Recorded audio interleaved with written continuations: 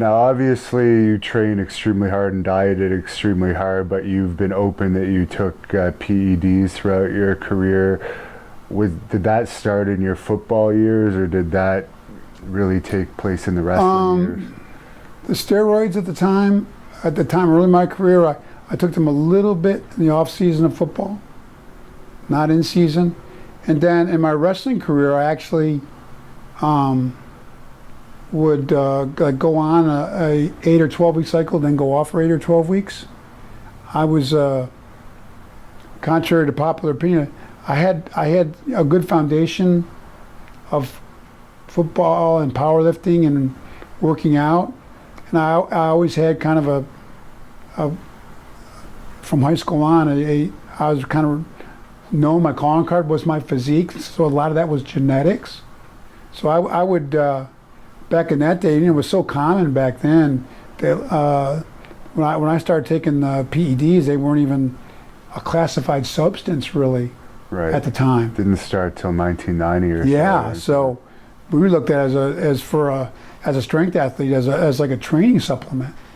But my agent, getting back to Tom Haney, and my background with Don Reinhardt, a world-class powerlifter, they always mentored me to do, if you're going to do it, get your blood work done, make sure you cycle on, cycle off. So I was a user of PEDs, and looking back now, because of did you abuse steroids? Well, if you take any illicit drug, I look at it, there's a potential abuse. But if there was a way back then to monitor it, I did do that.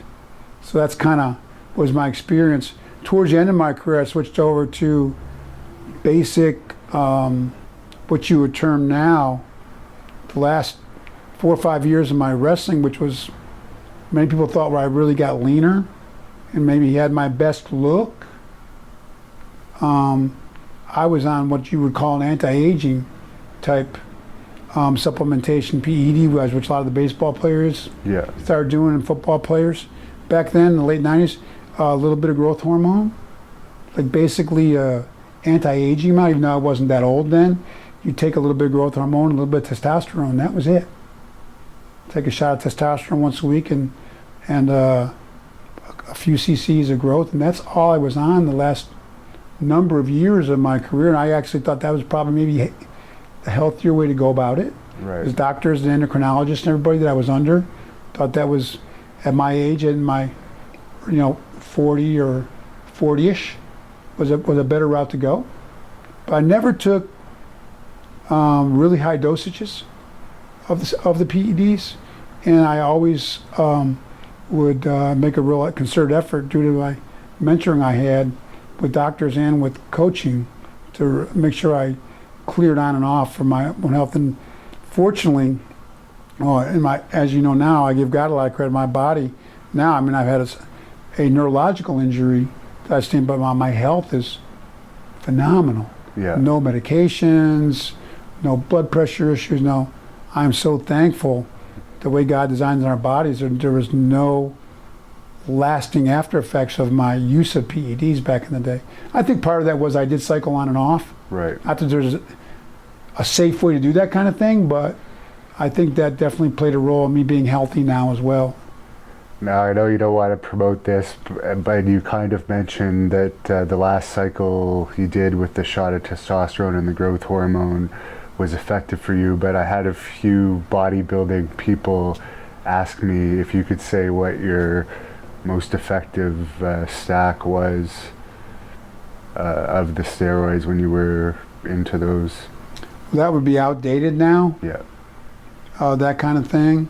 I definitely don't endorse it or promote it now, because now I firmly believe with the modern day training methods and nutrition, the advancements that have been made, that and the natural supplementation out there that most guys can reach, I think they're full genetic potential, clean, and look phenomenal and be able to compete in any sport. And there's a lot more drug testing now, and I think that's great. And so, I mean, it would be outdated anyways, but I was a testosterone DECA guy. I thought that was a safer combo, and I tried a little Winstrol V for a couple cycles, but I didn't like the water-based. You had to take a lot of shots, so throughout my early career, I was mainly just some testosterone and Decadurabolin at the time. Thank you for watching the Hannibal TV. Please like this video if you enjoyed it, and click the subscribe button to not miss any of our latest shoot interviews, match videos, or news updates. Support us on patreon.com for $1.99 a month to watch our full shoot interviews ad-free and help our channel grow.